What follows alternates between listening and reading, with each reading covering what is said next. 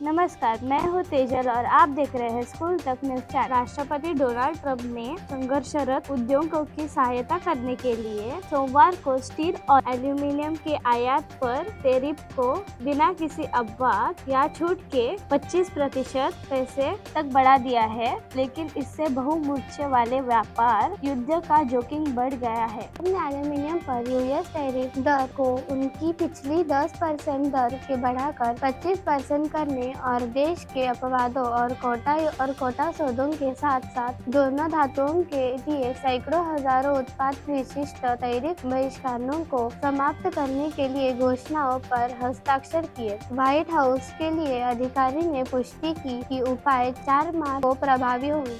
ये tariff Canada, Brazil, Mexico, दक्षिण Korea और अन्य देशों से लाखों टन स्टील और एल्यूमीनियम आयात पर लागू होगी, जो कार्व आउट के तहत यूएसए में शुल्क मुक्त प्रवेश कर रहे थे।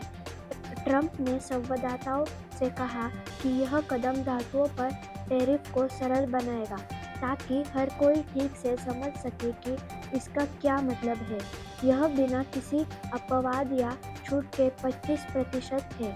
यह सभी देशों पर लागू होता है, चाहे ये किसी भी देश से आए, सभी देशों पर लागू होता है। ट्रंप ने बाद में कहा कि वह ऑस्ट्रेलिया के स्टील टैरिफ छूट के अनुरोध पर बहुत विचार करेंगे, क्योंकि उस देश का अमेरिका के साथ व्यापार घटा है। यह घोषणाएं राष्ट्रीय सुरक्षा के आधार पर घरेलू स्टील और एल्यूमीनियम निर्माताओं की रक्षा के लिए ट्रंप ने 2018 सेक्शन 232 टैरिफ का विस्तार की। व्हाइट हाउस के एक अधिकारी ने कहा कि छूट ने इन उपायों की प्रभावशीलता को कम कर दिया है। ट्रंप एक नया उत्तरीय अमेरिका मानक भी लागू करेंगे, जिसके तहत क्षेत्र के भीतर स्टील आयात को पिघलाया और डाला जाएगा और एल्यूमीनियम को गलाया और डाला जाएगा, ताकि अन्य टैरिफ के दरकिनार करने वाले न्यूनतम संसाधित चीनी और रूसी धातुओं के अमेरिका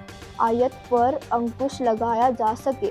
व्हाइट हाउस के एक अधिकारी ने कहा कि यह कार्रवाई विदेश निर्मित स्टील का उपयोग करने वाले डाउनस्ट्रीम उत्पादों पर शुल्क लगाती है, जिसमें fabricated structural steel, aluminium exclusion और प्री-स्ट्रेटेड कंक्रीट के लिए स्टील स्टैंड शामिल है। व्हाइट हाउस में आदेश पर हस्ताक्षर करते समय ट्रंप ने कहा कि वह सोमवार की कार्रवाई के बाद अगले 2 दिनों में अमेरिकी वस्तुओं पर शुल्क लगाने वाले सभी देशों पर पारस्परिक शुल्क पर लगाने की घोषणा करेंगे। और उन्होंने कहा कि वह कारों, सेमीकंडक्टर चिप और फार्मास्यूटिकल्स पर भी शुल्क लगाने पर विचार कर रहे हैं। अपने नए शुल्कों के खिलाफ अन्य देशों द्वारा जवाबी कार्रवाई की धमकियों के बारे में पूछे जाने पर ट्रंप ने कहा, मुझे कोई आपत्ति नहीं है। ट्रंप ने व्यापार सलाहकार पीटर नवारो ने कहा कि नवीनतम उपाय घरेलू स्टील और एल्यूमीनियम उत्पादकों को मजबूत करके राष्ट्रीय सुरक्षा को मजबूत करेंगे। ट्रंप ने पहली बार 2018 में शीत युग के राष्ट्रीय सुरक्षा कानून के तहत टैरिफ के लिए स्टील और एल्यूमीनियम को लक्षित किया। बाद में उन्होंने कनाडा, मैक्सिको और ऑस्ट्रेलिया सहित कई देशों को छूट दी और प्री टैरिफ वैल्यू के आधार पर ब्राजील, दक्षिण कोरिया और अर्जेंटीना के लिए शुल्क मुक्त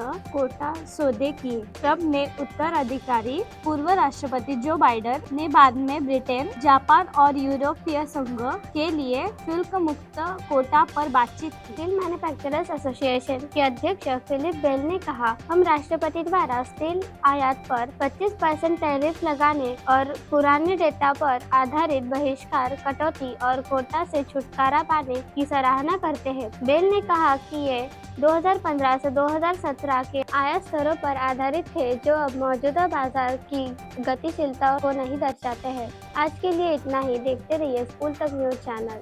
नमस्कार।